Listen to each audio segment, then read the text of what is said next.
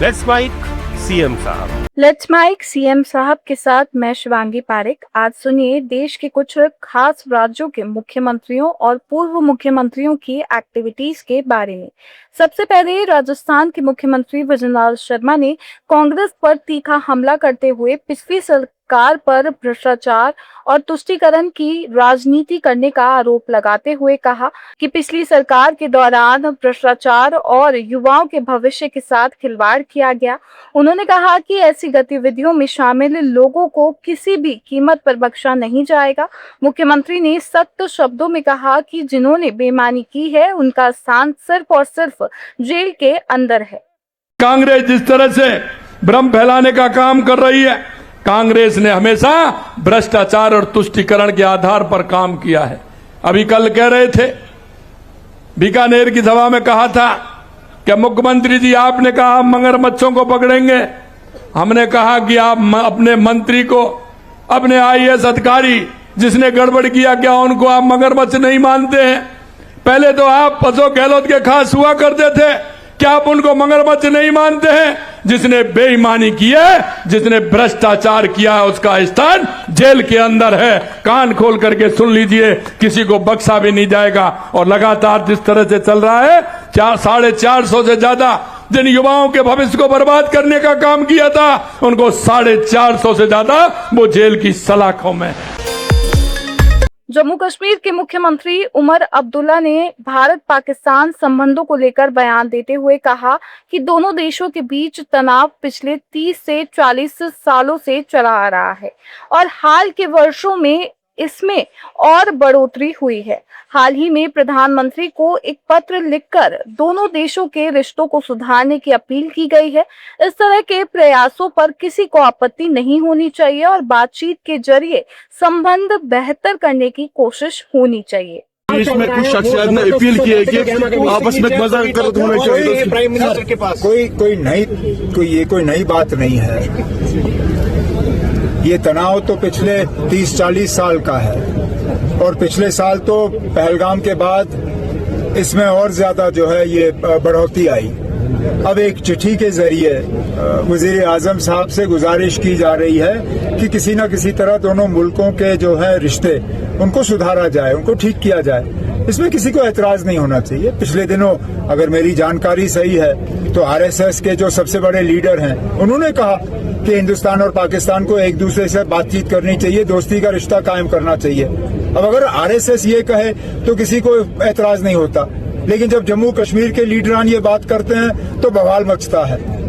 हम तो सिर्फ ये कहते हैं ना, जिस तरह अटल बिहारी वाजपेयी साहब कहते थे, दोस्त बदले जा सकते हैं, पड़ोसी बदलाए नहीं जा सकते। हम चाहते हैं कि पड़ोसियों के दरमियान ताल्लुकात जो है वो बेहतर हों। बस थैंक यू। बिहार के मुख्यमंत्री सम्राट चौधरी ने राज्य में कानून व्यवस्था और भ्रष्टाचार को लेकर कहा कि बिहार में कोई भी व्यक्ति रातों रात अमीर नहीं बन सकता और ना ही कोई शॉर्टकट अपनाकर आगे बढ़ सकता है।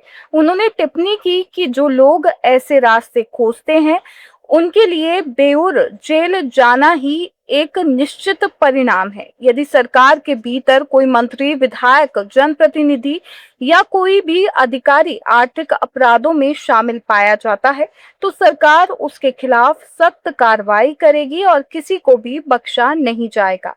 आप क्या करता है, इसका मतलब हम काम नहीं कर रहे। मैं विजिलेंस यूनिट को विशेष बधाई भी देता हूं कि पिछले कुछ वर्षों में आपने बहुत अच्छा काम किया। स्पेशल विजिलेंस यूनिट को भी और तेज गति से काम करना चाहिए। अभी सुधांशु जी आए, मैं इससे आग्रह करूंगा इसको तेज गति से और आगे बढ़ाइए। और इसके साथ साथ आर्थिक अपराध, बिहार में अचानक कोई अमीर नहीं हो सकता है, यहाँ कोई शॉर्टकट रास्ता नहीं है। जो हमारी व्यवस्था इस देश में, उस व्यवस्था में कोई भी व्यक्ति अचानक अमीर नहीं हो सकता है। शॉर्टकट वाले के लिए बेउर ही फिक्स है, दूसरा कोई रास्ता नहीं है। कोई यदि उद्योग करता हो, धंधा करता हो, ये पूरी तरह डिजिटल है, पूरी व्यवस्था कड़ा है। लेकिन कोई सरकार में रहकर, चाहे वो मंत्री हो, विधायक हो या जनप्रतिनिधि हो, या हमारे कोई भी ऑफिसर हो, टॉप से लेकर बॉटम तक यदि आर्थिक अपराध में संलिप्त है तो हर हालत में हमारी सरकार उसके खिलाफ कार्रवाई करेगी, उसको छोड़ा नहीं जा सकता है। उड़ीसा में औद्योगिक विकास को लेकर एक बड़ा निवेश समझौता साइन किया गया है। मोहन चरण मांझी ने कहा कि ये दिन राज्य के औद्योगिक इतिहास में ऐतिहासिक है। उड़ीसा सरकार की IPICOL और UAE की एक बिजनेस ग्रुप IHC के बीच ये MOU हुआ है और इस परियोजना में करीब $11.5 बिलियन का निवेश किया जाएगा। निर्माण चरण के दौरान लगभग 35,000 लोगों को रोजगार मिलेगा, जबकि परियोजना पूरी होने पर करीब 18,000 लोगों को प्रत्यक्ष रोजगार मिलने की संभावना है। आज ओडिशा के औद्योगिक इतिहास में एक बहुत बड़ा महत्वपूर्ण दिन रहा है।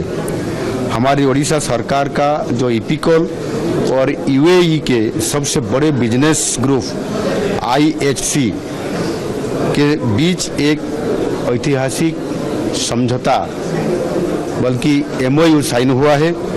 ओडिशा में एक एल्यूमिनियम प्रोजेक्ट प्रतिष्ठा करने के लिए वो MOU साइन किया गया है। अबू धाबी की ये बहुत बड़ा प्रमुख कंपनी IHC के साथ ये समझौता केवल हमारे लिए एक प्रकल्प नहीं है, बल्कि उड़ीसा और मध्य पूर्व के बीच व्यापार का एक बहुत बड़ा प्रवेश का आज वहाँ द्वार बन गया है। राज्य के इतिहास में ये एक विशाल निवेश है जिसमें लगभग $11.5 बिलियन की खर्च किया जाएंगे, यानी 1 लाख करोड़ रुपए से अधिक का निवेश हमारा उड़ीसा में जो FDI का वो निवेश होने जा रहा है। उत्तर प्रदेश के पूर्व CM अखिलेश यादव ने भारतीय जनता पार्टी पर गंभीर आरोप लगाते हुए कहा कि थाना पुलिस भाजपा के इशारों पर काम कर रही है और आरोप लगाया कि इस बार भाजपा को चंदा दान और वोट नहीं मिलेंगे। संविधान, आस्था और मर्यादा के साथ छेड़छाड़ की गई है और अयोध्या राम मंदिर से जुड़े छड़ावे को लेकर जो विवाद उठ रहा है उसकी सच्चाई धीरे धीरे सामने आएगी।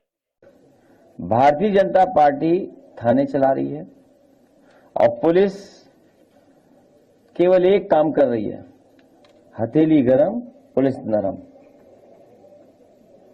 इतना भ्रष्टाचार हर स्तर पे कभी उत्तर प्रदेश की जनता ने नहीं देखा होगा। तहसील हो, आपके थाने हो या जितने भी विभाग चल रहे हैं, वहां बाकायदा एक सिस्टमेटिक तरीके से कैसे वसूली हो सकती है, वो लगातार भ्रष्टाचार इस सरकार में चल रहा है। हमारे प्रेस के साथी भी जानते होंगे, इनके विभाग का भी बहुत बड़ा बजट है। बजट का उपयोग, दुरुपयोग या बांट होता है, बंदर बांट, किस रूप में किस तरीके से होता है वो आपसे बेहतर कोई नहीं जानता। इस परिवार को न्याय मिले, इसके साथ साथ कई और घटनाएं, कौशाम्बी का भी एक परिवार आया है, उसके साथ भी घटना घटी है, लेकिन न्याय कहीं नहीं मिल रहा। थाना पुलिस पूरा बीजेपी के सारे पे काम कर रही है।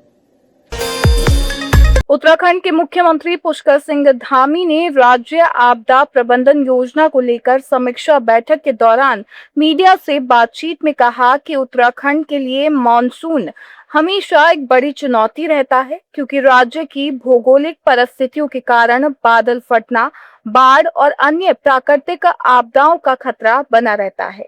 सरकार का मुख्य उद्देश्य हर स्थिति में लोगों की सुरक्षा सुनिश्चित करना और आपदा जोखिम को कम से कम करना है। इसके लिए जिला स्तर पर कई बैठकें कर तैयारियों की समीक्षा की गई है और कमियों की पहचान कर सुधार किए जा रहे हैं। ये मानसून का सत्र हमारे लिए हमेशा बहुत चुनौतीपूर्ण होता है। हमारी जो भौगोलिक परिस्थितियां हैं, हमको कई प्रकार से आपदा का सामना करना पड़ता है। कहीं बादल फटते हैं, कहीं अवलॉन्च आता है, कहीं जल भराव होता है। तो इन सब स्थितियों से, परिस्थितियों से सभी को सुरक्षित रखना है, सभी तैयारियां करनी है। उसको लेकर आज राज्य के सभी 13 जनपदों में 66 स्थानों पर आज मॉक ड्रिल हुई है और ये हमारी तैयारियों की भी समीक्षा है। इससे पहले भी हम लोगों ने कई सारी बैठकें की है, जनपद स्तरों पर भी लगातार बैठकें हो रही है। तो एक विधिवत रूप से मॉक ड्रिल हो जाने से कहाँ क्या कमी है, क्या और हमें काम करने की आवश्यकता है, आपदा के जोखिम को कैसे कम से कम किया जा सके। पिछले सालों के जो अनुभव हैं, पिछले साल जो आपदा में सभी विभागों के अच्छे कोऑर्डिनेशन से काम हुआ था, उसको भी इस बार के आगे की तैयारियों में हमने शामिल किया है और सभी विभाग आपस में मिलकर अच्छा कोऑर्डिनेशन करें, अच्छी तैयारी करें। पिछले सालों की आपदा में सबने अच्छा काम किया, उसके कारण से आप सुन रहे थे let's smile more than radio.